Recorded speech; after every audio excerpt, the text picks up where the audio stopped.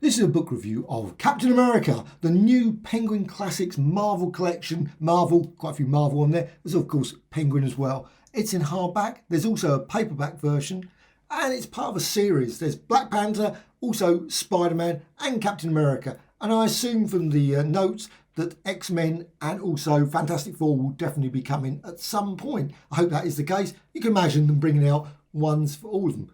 Now, I think the Spider-Man one is more a sort of a whole continuous run of Spider-Man.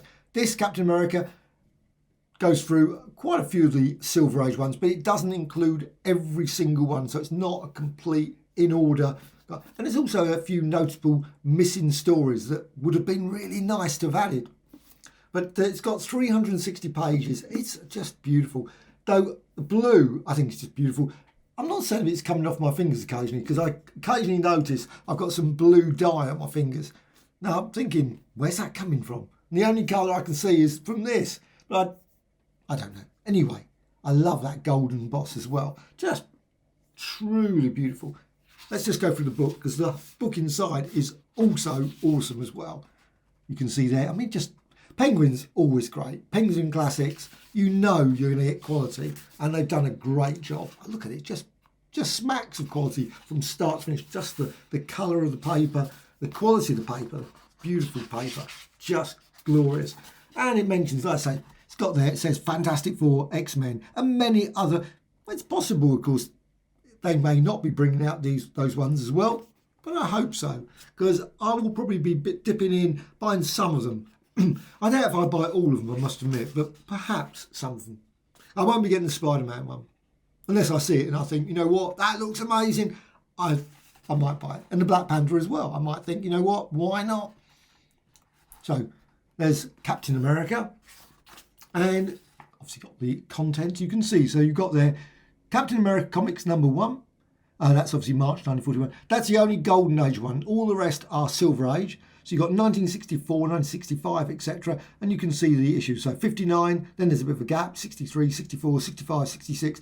So you can see as you run through it that not everything's included. And also got the Steranko ones at the end. So you've got at the back there. And it also mentions the Atlas Comics ones. I would love to have seen an Atlas comic one. They could have put one story. And there's another couple of stories I think they should have included as well. But of course, you could have made it 400, 500 pages, and then it would have been a lot more expensive. So you've got a series introduction. I assume that will be included in all of the books. I don't know, but I guess that's the way it's written there. It's a bit like the EC ones on Fantagraphics, where you've got that introduction that's always included. I always think sometimes it ends up a bit of a waste after a while, because if you've got about 50 of them, you've got the same introduction, the same 5 or 10 pages. However, just got forward, as always with these things, volume introduction, preface, you've probably got loads of other things as well, probably some other ones. It's a long, gives lots and lots of details about, and actually a lot of things I've never really given much thought about. So it's really quite nice. That's what I love about these books. Quite often you just read some of these things and you think, oh, you know what, that's why that was used, or where that came from. And it says here about like the modern remakes of Hollywood classics. It always was weird because they did these stories, which one was it? Sando and Omar. They did the story early on and then they repeated it again. I mean, they're both good, both excellent. And also the Red Skull, of course. And also it's a nice connection, the way they've done the Red Skull. Because I don't know, do we ever know who the Red Skull is? I mean, he's just some sort of unknown character. But in this first story, he's actually got a name. But of course, it's not Red Skull that we know later. Were there multiple Red Skulls? I guess that must have been the case. However, Captain America, I mean, obviously got quite a few pages like that, but it just gives that sort of impressive quality about the book.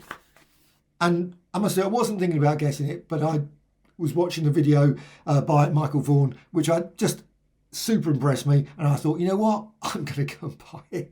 Oh, and yeah, I've got all the stories already. Why? But still, the thing is, I just love it that they've actually gone for not the glossy. It's lovely matte. It's not really. It's still obviously been cleaned up, and it's still got brighter colours than probably the originals. Though hard to say, to be honest. I wasn't around when it came out. Maybe it was brighter than that when it came out. I guess the cover was. The cover they're generally really super. But I love this bit. Inclusion of that. They didn't need to include that, but I think the table of contents, something that I think that I would love to see more often in the modern comics. They do occasionally do that, but I love the way they did it back then, and also the details. And I always love this bit, and I'm always convinced that there was obviously some earlier issue, though I'm not certain the true origins of this, but Volume 2. Volume 2, number 1. I mean, it could be Red Raven maybe, or maybe the Human... I don't know. Maybe they did an early one and then just... I'm not certain the reason. But you can see Volume 2, number 1. Always odd. Maybe they just made a mistake. Who knows? Captain America, of course, you got the origin. And I just love the characters. You just look at that. You just got... You know, really, they were really grotesque at times. They really pushed it. I love... There, it's done. Now watch the reaction. And you've got the, obviously, origin where it grows. I mean, it's a bit of a risky, let's just inject someone with this thing, which we haven't tried. It's a sort of formula. But, of course, that's the way it is with these stories, isn't it? Captain America. And I love it. Actually, straight away, the bit there. Send 10 cents. Timely publications. You get the real official. And also, of course, it includes the address and etc. So I expect people, if you were living close by, I guess you probably could pop in. And probably people did. I'm not certain how big an office it was. Maybe it was... But still, this is the story they redid later, which is odd. But they've done it near enough the same as well, which is... I mean, the artwork... I love the Golden Age artwork. It's of its time, of course. It is really... You know, there's no super things that like Infinity Gauntlet kind of stories. They were all really down and dirty. It was sort of people just holding a gun, gangs and things, and general Gestapo plans, explosions, etc., etc. Would like Captain America, and I love that bit down the bottom, would like to hear from you. Address your letters to Captain America. Obviously a character, obviously, that you could write to. I wonder if people did. I imagine they did. Look at the red skull there. I mean, you've definitely got, you know who he is. Of course, they didn't introduce that, obviously, later. Though I think in the later ones they did have, yes, he did have the swastika on there. But obviously later with the red skull, he didn't. Or did he? Just going to quickly check. I'm certain he didn't. However, let's go away from that, the Golden Age, and we go to this one. Number 59, obviously this Captain America is reintroduced. However, he wasn't in this one. This was obviously in Tales of Suspense. He, of course, appeared in Avengers 4, which they didn't include, which is weird. They included a little bit at the back. You got Avengers 4, just a brief sort of 3 or 4 pages. Why not include the whole lot? And also, they didn't include the Tales of Suspense story where it was a fake. Was it? No, it was Strange Tales, the acrobat character, to spoil it completely. However, why didn't they do that? Why didn't they include that one as well? It's basically a Captain America story. It's just fact that it was not Captain America at that point. But still, you got there, obviously, he's pondering various things, and it's quite an unusual story, this one, where it's sort of the first story, and all it is basically sitting in the Avengers mansion, and then you have this group of people who are going to try and steal various secrets from the Avengers, which is a bit weird that they would have a vault like that. But still, I guess that was the case. But back then anyway, maybe that's where all the top secret weapons were, or something like that. However, we got Origin of Captain America again. So this is again another one of those stories where it's similar to obviously the one that was in the Golden Age one. And I love this one. This is actually one of the first Captain America, which actually completely confused me, absolutely confused me when I first got this, because I think it was king size Captain America number 1. And it had like Captain America Origin like this, and I was thinking, well, is Golden Age one? Is this a Golden Age one? I didn't know. I didn't know that the story was just obviously a reprint from this Tales of Suspense, and that it wasn't a Golden Age. I didn't know, but it still was great. I love the way they've done this as well. Tales of Suspense 64, Among Us, Records Dwell, and the thing is really good is quite often they have little bits, and this as well. I mean, it's got letters pages. I mean, which is a bit like the Marvel Masterworks, of course. I always love the checklists, of course, as well. But it's just always interesting reading the various bits about. And then you've got the Red Skull. He comes back. Red Skull strikes back. So enter the Red Skull. And I love the fact they also talk about that. They mention that obviously there's a secret thing, nearly as good as Doctor Doom kind of. The Doctor Doom of the Golden Age is coming back. The origin of the Red Skull. I say we never find out who he is. There's just a scene where he's sort of like always we always just see the back of him kind of thing, but we don't actually see or any name or anything given particularly. I don't think there might be a name. I don't. No, he's just even there. He's just been sort of beaten up, and of course we don't particularly see him. He's always sort of hidden. They don't want to show any obviously facial features of the Red Skull.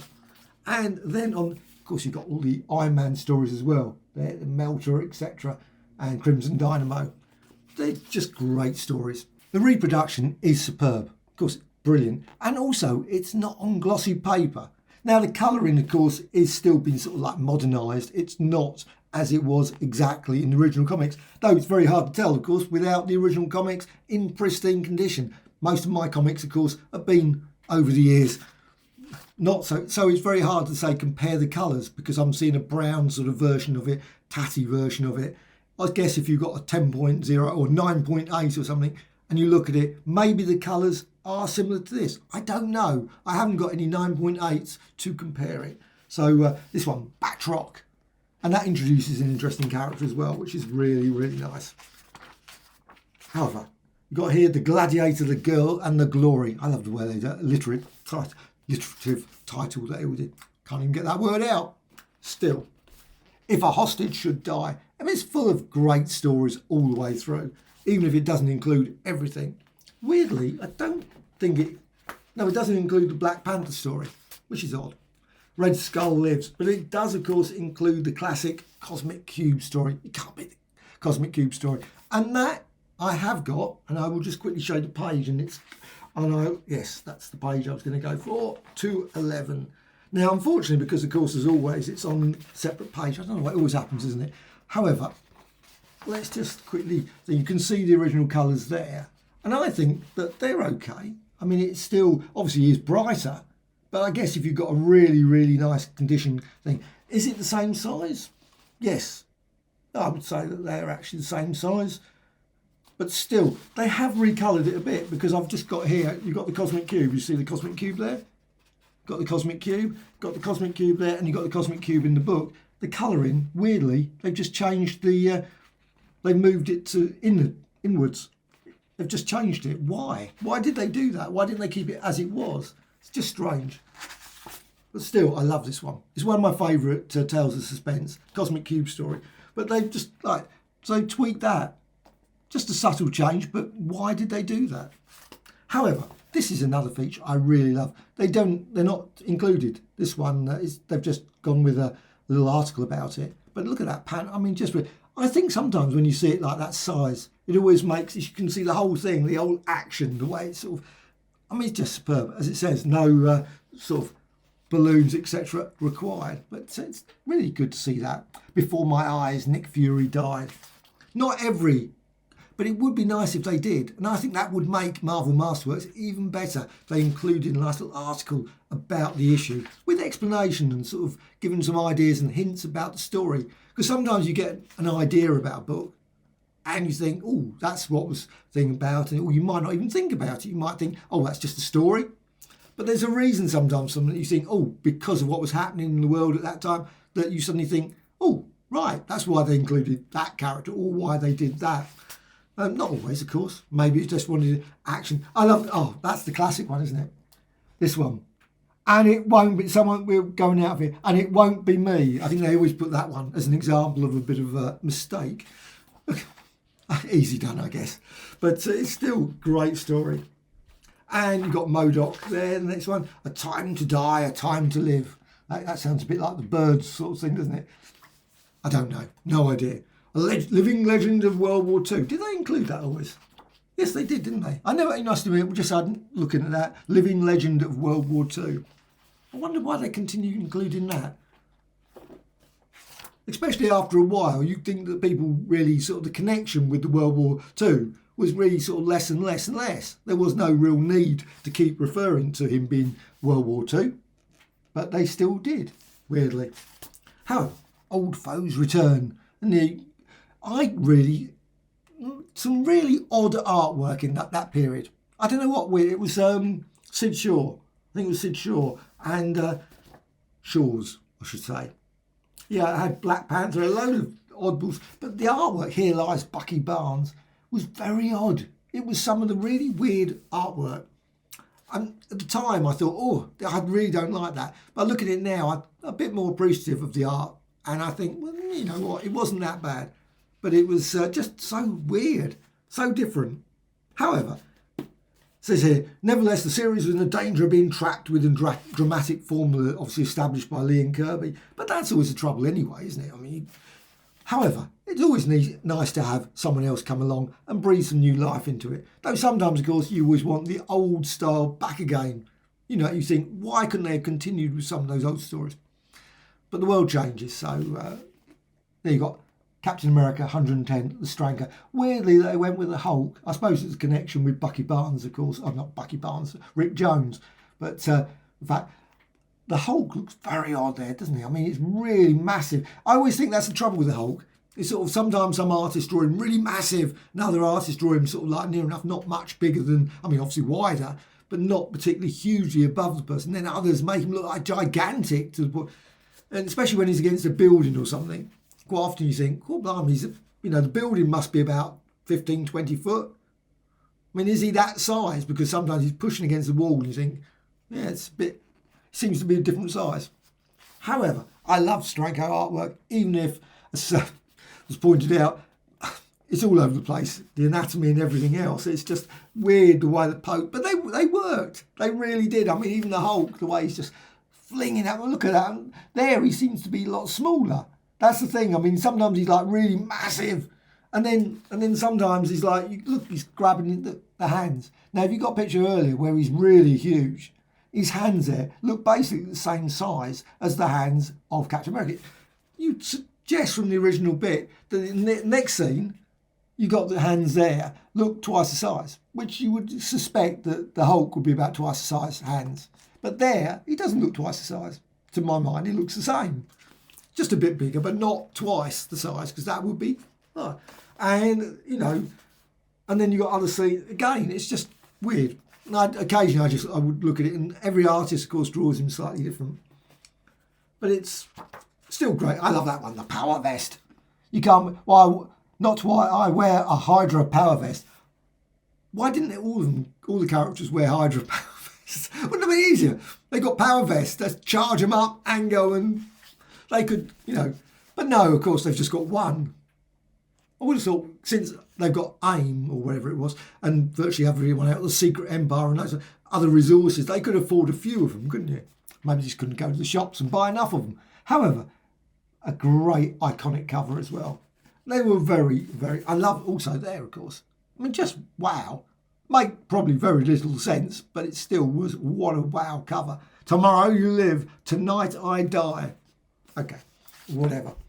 And again, you've got another. Destroy the enemies of Hydra. Classic. His arms are spouted metal spikes. And I just also love that. Look at that, just the green there. Madam Hydra. Always brilliant. And, well, not going to spoil the story of that, but it was a classic, absolute classic.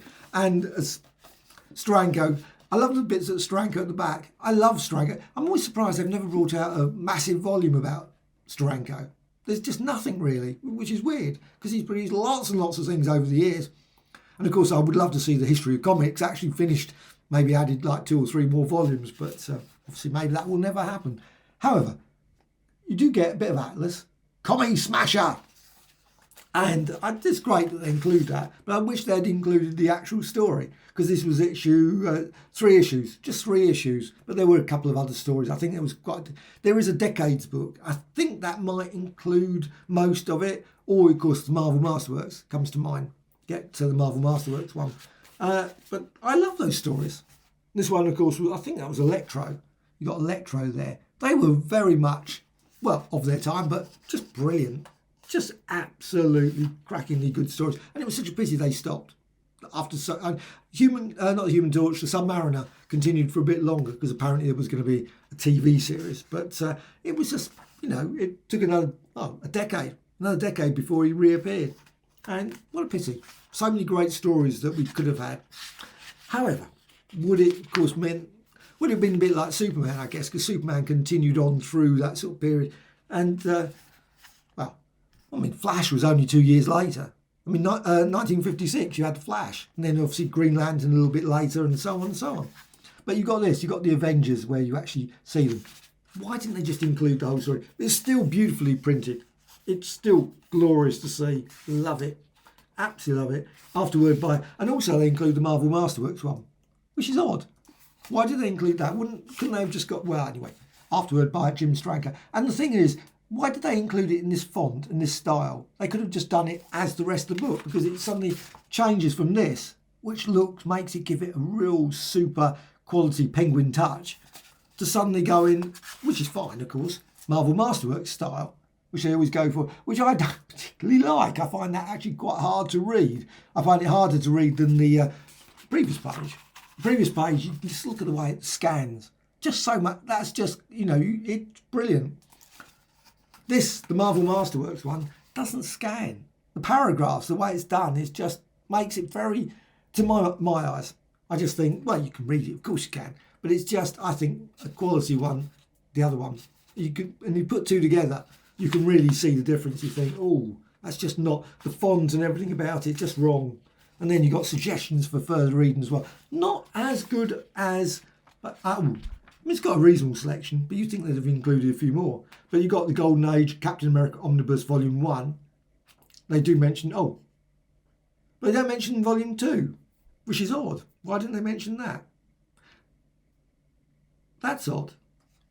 Actually, that is odd. This is a bit odd. They got Penguin Classics Marvel Collection, which is this, I assume. The Avengers. Is there one? I've never seen it.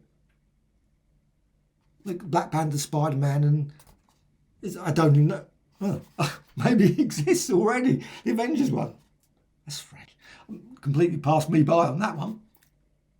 Still, it's Ultimates, Guides, etc. So this is great as well. But it would be nice if they'd included all of the listings of the Captain America ones. Obviously, Marvel Masterworks, they include the Heroes Volume 2, which of course is the one with but they don't include the Marvel Masterworks Captain America 1, 2, 3, 4, 5, 6, however many, or epics, the epic ones, or the Decades volume, which I love, the Decades one, which includes the Atlas stuff. So it's strange that they've just, and also got some resources for students and scholars. Again, that's a Penguin, the quality of Penguin, they include that, and some interesting books. Marvel Comics, The Untold Story, I love that one. Comic Books Incorporated, How the Business of Comics Became the Business of Hollywood. Sounds interesting one. Possible one. And also Make Ours Marvel, Marvel Media Convergence and a Comics Universe, no less. And also you've got notes as well on the back. Can't beat good old notes. In fact, I'm surprised I haven't got like 25 or 50 pages of notes.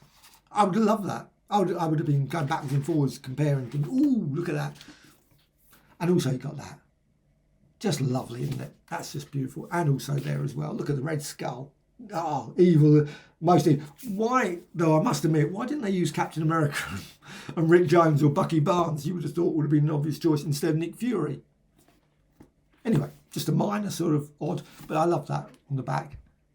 You got, behold my crowning achievement of all my years of hard work. However, I'm not going to write it down or anything. I'm not going to tell anyone the formula. I think it said potassium was or something. Something was in it. Probably a cup of coffee and a few other things as well. I don't know. But still, whatever. He's obviously very proud of it. But he didn't write it down. He didn't put it on a computer disk. He didn't do anything. And of course, then people have to rediscover it, which they did. Variations of it. Obviously, it didn't work. Steve Rogers obviously clearly was the perfect person for it. Oh, look at that gold. They're just... I love it. It's just, look at that as well. Just absolutely good. Slight dent on the cover, on the bottom there, just on the bottom. That happens when it's sent through the post.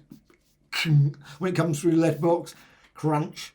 Unless you're there just to grab it quickly. And of course, maybe somewhere else during the actual moving through the system. But this is amazing.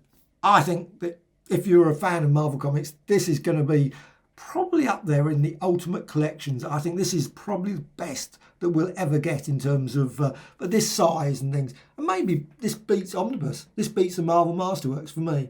I think this is superb. This is a lovely collection. Glorious. As I said, what should have been, maybe they should have gone for in the first place when they did omnibuses, etc. But Penguin did it. They did it right. They did it properly in a quality that this is just tapping it even. Just feels quality. As you can tell from tapping a book, it's got quality. I don't know, it just is superb. I love it. Absolutely great. So, Captain America, Marvel, there's a Penguin Classics, Marvel Collection, etc. and Marvel. So far, Spider-Man and Black Panther, and maybe the Avengers, I don't know. Unless that... Anyway, I'm going to have to go and check now to see if there's an Avengers one as well. So, Captain America.